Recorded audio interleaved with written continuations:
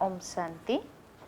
आज 11/2/2021 महावाक्य बाबा कहते मधुर संतान माने प्राणेश्वर बाबा तुम मानकु प्राणदान देवाई आसिचंती। प्राणदान मिलिबा अर्थ तम प्रधान रु सत्व प्रधान हेबा। प्रश्न ड्रामार प्रत्येक रहस्य को जानिथिबा कारणरू केउ दृश्य तुम पई नुआ नुहे। उत्तर वर्तमान समय रे सारा दुनिया रे जो गंडगोल होउची विनाश काले विपरीत बुद्धि होई निजर ही कूलर हत्या करिया पई जो सब अनेक साधन तैयारी करिसंती एहा कोनोसी नुआ कथा नुहे। काहेकि ना तुमे माने जानिच एही दुनिया तो निश्चित बदलिबो। महाभारत युद्ध परे ही आमर नुआ दुनिया आसीबो। ओम शांति। सकाळू सकाळू ये किए आसी मुरली सुनाउचंती। दुनिया तो बिल्कुल ही घोर अंधकार रे रहिची। तुमे एबे मुरली शुणुच ज्ञानर सागर पतित पावन प्राणेश्वर बाबांक ठारू। से होउचंती प्राण रक्षा करिला वाला ईश्वर।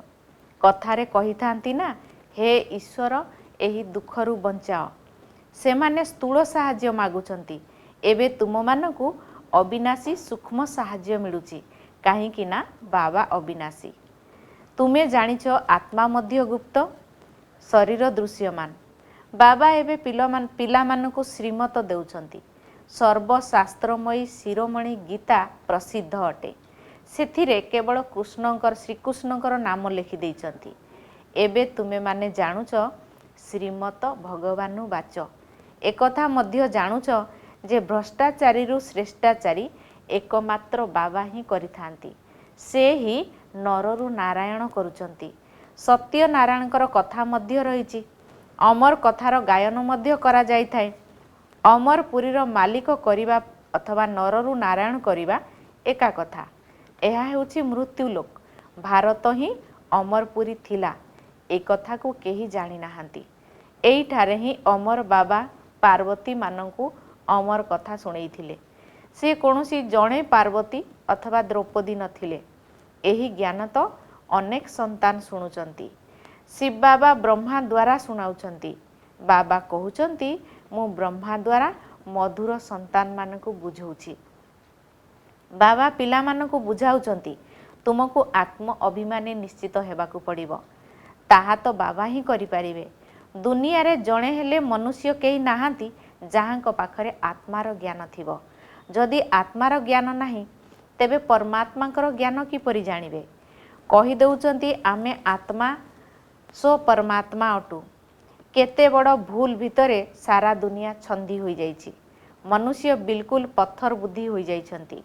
विदेशी माने मध्य कम पत्थर बुद्धि नहंती।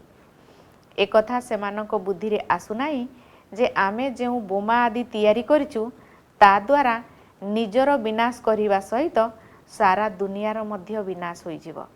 तेणु एई समय रे बुद्धि कोनोसी कामर नुहे। निजर ही विनाश करिया पई समस्त प्रकार प्रस्तुति करुचंती।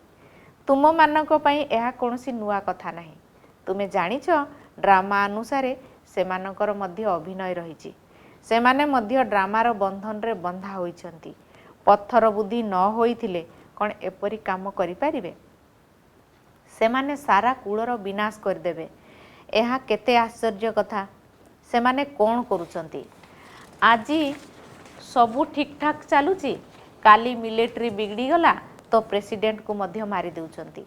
एही परी दुर्घटना हेउची। आजिकाली दुनिया रे तो बहुत हंगामा होउची। पत्थर बुद्धि मध्य बहुत अछंती। एबे तुमे जानुच विनाश काले जहांकर बाबांक प्रति विपरीत बुद्धि रहिची सेमानक निमंते विनश्यंतीर गायन मध्य रहिची। वर्तमान एही दुनिया को परिवर्तन करिबाकू हेबो। एकथा मध्य जानिच जे वास्तव रे महाभारत लड़ाई लागिथिला। बाबा राजयोग शिखेइथिले। शास्त्र रे तो संपूर्ण विनाश देखैचंती किंतु संपूर्ण विनाश तो हेउ नाही। विनाश तो निश्चित हेबो। केही मनुष्य मध्य रहिबे नाही। केवल 5 तत्व रहि जिवो किंतु एपरी केबे हुए नाही। प्रलय होई गले पुनी मनुष्य केउठारु आसीबे। शास्त्र रे देखैचंती श्रीकृष्ण आंगुली चुसुमी चुसुमी अस्वस्थ पत्र रे सागर रे भासी भासी आसिले। जणे बालक एपरी भावरे सागर रे किपरि आसी पारिबो। शास्त्र रे एपरी कथा सबू लिखि देइछंती जे से कथा न कहिले भल। वर्तमान तुमे कुमारी माने एही विद्वान भीष्म पितामह अर्थात बड़ बड़ सन्यासी आदि को मध्य ज्ञानर बाण मारुच। भविष्य रे सेमाने मध्य आसीबे। जेते जेते तुमे सेबारे जोर दब बाबांकर परिचय समस्त को देई चलिब सेते तुमर प्रभाव बढ़िब। हाँ विघ्न मध्य पड़िब। एकथार मध्य गायन रही जे आसुरी संप्रदायर एही ज्ञान यज्ञ रे बहुत विघ्न पड़ी थाए। बिचरा पत्थर बुद्धि मनुष्य किछि भी जानी नाहांती जे एसबु कौन होउची। कहउचंती एहांकर तो ज्ञान ही नियारा अटे। एकथा मध्य तुमे जानिच या कोनसी नुआ कथा नुहे। ये नुआ दुनिया पई संपूर्ण नुआ कथा। बाबा कहउचंती एही राजयोग तुमको आउ केही भी सिखै पारिबे नाही। ज्ञान एवं जोग बाबा ही सिखाई थांती। सद्गति दाता एकमात्र बाबा अटंती। से ही पतित पावन। तेबे निश्चित से पतित मानकु पावन करिया पई ज्ञान देवे ना। एबे तुमे माने जानुच जे आमे पत्थर बुद्धि होई पारसनाथ पत्थर बुद्धिरु पारसनाथ होउचु। मनुष्य माने तो केते ढेर मंदिर आदि तैयारी करचंती किंतु से किए कौन करि जाइचंती किछि भी अर्थ बुझु नाहांती। पारसनाथंकर मध्य मंदिर अछि किंतु केही भी जानी नाहांती। भारत पारसपुरी थिला। सुना हीरा नीलार महल थिला। या कालीर कथा। सेमाने तो केवल सत्य जुग को लक्ष लक्ष वर्ष बोली कहि दउचंती किंतु बाबा कहउचंती सारा ड्रामा ही 5000 वर्षर। सेथि पई तो कुहा जाउची आजिर भारत किपरि होई जाईची कालीर भारत किपरि थिला। लक्ष लक्ष वर्षर स्मृति तो कहार हेले रहिब नाही। तुम मानंकु एबे स्मृति आसीची। जानिच बाबा प्रत्येक 5000 वर्ष परे आसी आमको स्मृति दउचंती। तुमे माने स्वर्गर मालिक थिलो 5000 वर्षर कथा। जदि काहाकु भी पचरा जाए एई लक्ष्मी नारायणकर राज्य केबे थिला केते आजि को केते वर्ष हेलाणी तेबे लक्ष लक्ष वर्ष बोली कहिदेबे। तुमे बुझाई पारिबो वास्तव रे एहा तो 5000 वर्षर कथा। कहउचंती मध्य ख्रीष्टंकर एते समय एते वर्ष पूर्वरु भारत स्वर्ग थिला। बाबा तो भारत को ही आसुचंती। एकथा मध्य पिला मानकु बुझा जाईची। जदि बाबांकर जयंती पालन करूचंती तेबे निश्चित से एठाकु आसी किछि करिथिबे। जेहेतु पतित पावन तेणु निश्चित भावरे एठाकु आसी आत्मा मानकु पवित्र करुथिबे। सी ज्ञानर सागर तेणु निश्चित भावरे ज्ञान मध्य देउथिबे। बाबा कहउचंदी जोग युक्त होई बस निजको आत्मा भाबी बाबा को मने पकाओ। एहा ज्ञान हेला ना। से माने तो हेले हट जोगी। गोड़ उपरे गोड़ पकई बसचंती कौन कौन सब करूचंती। तुमे माता माने तो एपरी करि पारिबो नाही। एपरी बसी मध्य पारिबो नाही। बाबा कहउचंती मधुर संतान माने एसबु किछि करिबा द्वारा तुमर किछि प्राप्ति हो नाही। स्कूल रे पिला माने कायदा अनुसार बसतांती ना। बाबा तो से कथा मध्य कहू नांती तुमर जेपरी इच्छा सेई परी बस। बसी बसी थकी गले सोई पड़। बाबा कौनसी कथारे मना करू नाहांती। यह तो बिल्कुल सहज एवं बुझिबार कथा। एथिरे कौनसी असुविधार कथा ही नाही। जेते भी रोगग्रस्त होइथाओ किए जाने मुरली शुणु शुणु शिव बाबा स्मृति रे हुए तो प्राण चली जीव। गायन करा जाई थाए ना गंगार कूड़ होइथिबो गंगा जल मुखरे थिबो तेबे जाई शरीररु प्राण बाहारू। से सब तो होची भक्ति मार्गर कथा। वास्तव रे एहा ज्ञान अमृतर कथा। तुमे जानिछ आमर प्राण एही परी ही जीव। तुमे माने परम धाम रु आसुच मोते सेठारे छाड़ी देई तुमे सुखधाम को चली जाउछ। बाबा कहउचंती मु तो तुम मानकु साथी रे नै जीवी। मु आसीची पिला मानकु घर को नै जीवा पई। तुमको ना निज घर विषय रे जणा अछि ना आत्मा विषय रे जणा अछि।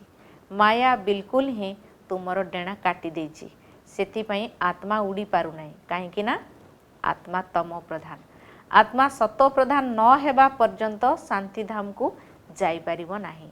एकथा मध्य जानिछ ड्रामार प्लान अनुसार समस्त को तम प्रधान हेबाकु ही पड़िबो। वर्तमान समय रे सारा वृक्ष बिल्कुल तम प्रधान जीर्ण शीर्ण होई गलानी। ପିଲାମାନେ ଜାଣିଛନ୍ତି ସବୁ ଆତ୍ମା ମାନେ ତମ ପ୍ରଧାନ ହୋଇଯାଇଛନ୍ତି। ନୂଆ ଦୁନିଆରେ ସତ୍ତ୍ୱ ପ୍ରଧାନ ଆତ୍ମା ରହିବେ। ଏଠାରେ କାହାର ପୂର୍ଣ୍ଣ ସତ୍ତ୍ୱ ପ୍ରଧାନ ଅବସ୍ଥା ଏବେ ପର୍ଯ୍ୟନ୍ତ ହୋଇନାହିଁ। ବର୍ତ୍ତମାନ ଆତ୍ମା ପବିତ୍ର ହୋଇଗଲେ ପୁଣି ଶରୀରରେ ରହିପାରିବ ନାହିଁ। ଶରୀର ଛାଡ଼ି ଆତ୍ମାକୁ ଯିବାକୁ ପଡ଼ିବ। ସମସ୍ତେ ଭକ୍ତି କରୁଛନ୍ତି ମୁକ୍ତି ପାଇବା ପାଇଁ ଅଥବା ଶାନ୍ତିଧାମକୁ ଯିବା ପାଇଁ, କିନ୍ତୁ କେହି ହେଲେ ଘରକୁ ଯାଇପାରିବେ ନାହିଁ। ଏପରି ନିୟମ ନାହିଁ। ଧାରଣ କରିବା ପାଇଁ ବାବା ଏହିସବୁ ରହସ୍ୟକୁ ବୁଝାଉଛନ୍ତି, କିନ୍ତୁ ମୁଖ୍ୟ କଥା ହେଲା ବାବାଙ୍କୁ ମନେ ପକାଇବା, ସୁଦର୍ଶନ ଚକ୍ରଧାରୀ ହେବା।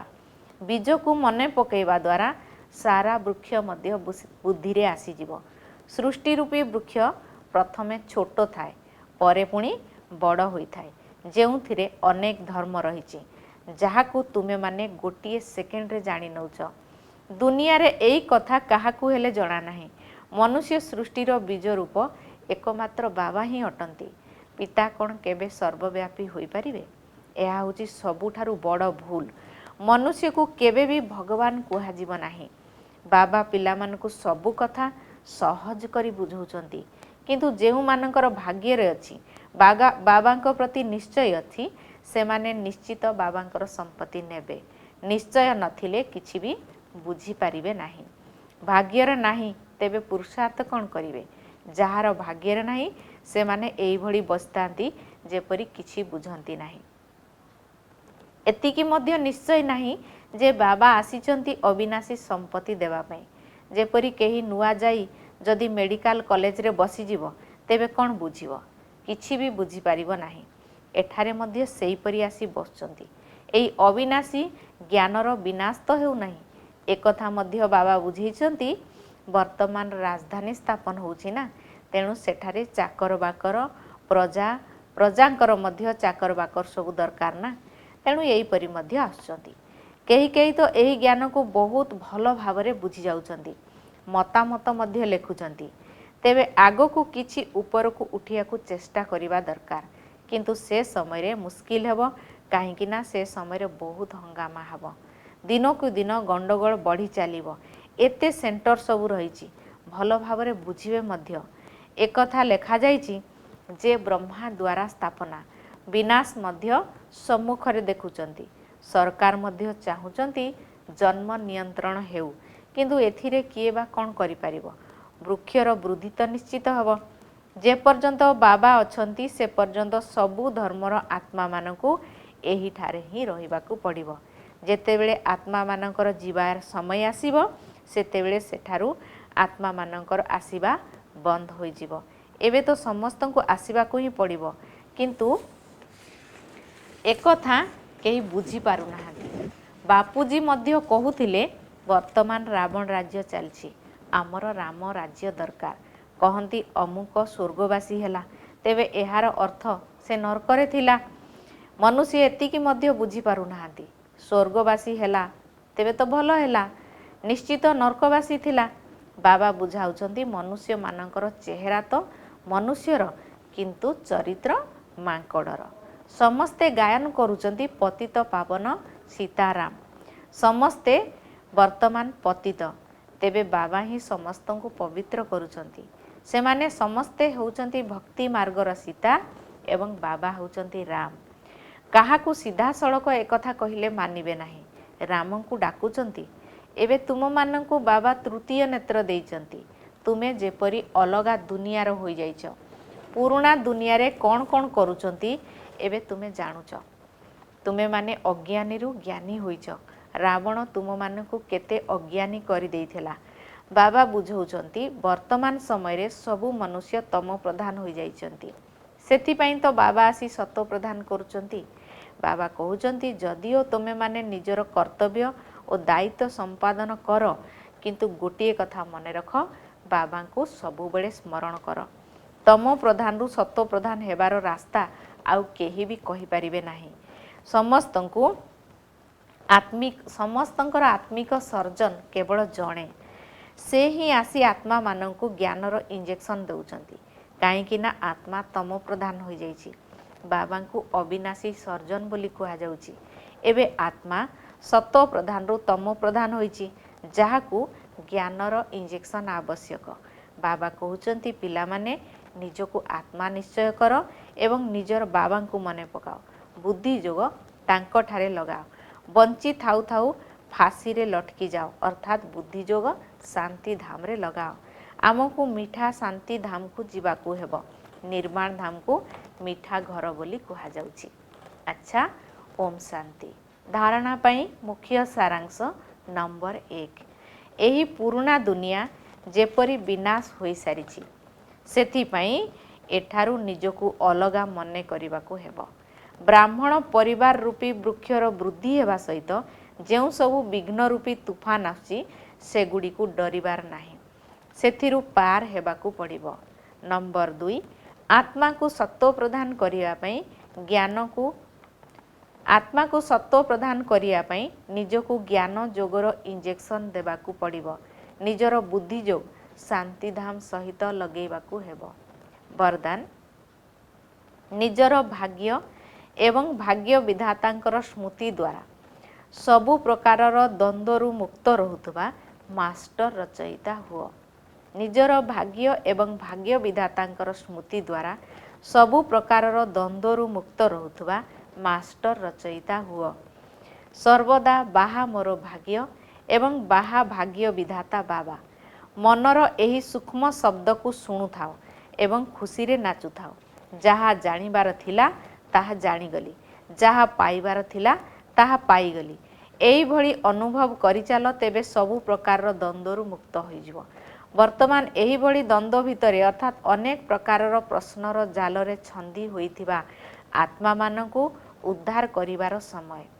सेथिपाई मु मास्टर सर्वशक्तिमान अटे, मास्टर रचयिता अटे। एही स्मृति द्वारा पिला दिनर छोट छोट कथारे समय नष्ट कर नाही। स्लोगान, कमल आसनधारी आत्मा माने ही मायार आकर्षण ठारू मुक्त एवं बाबांकर स्नेह प्राप्त करिवार प्रिय पात्र श्रेष्ठ कर्मयोगी अटंती। अच्छा, ओम शांति।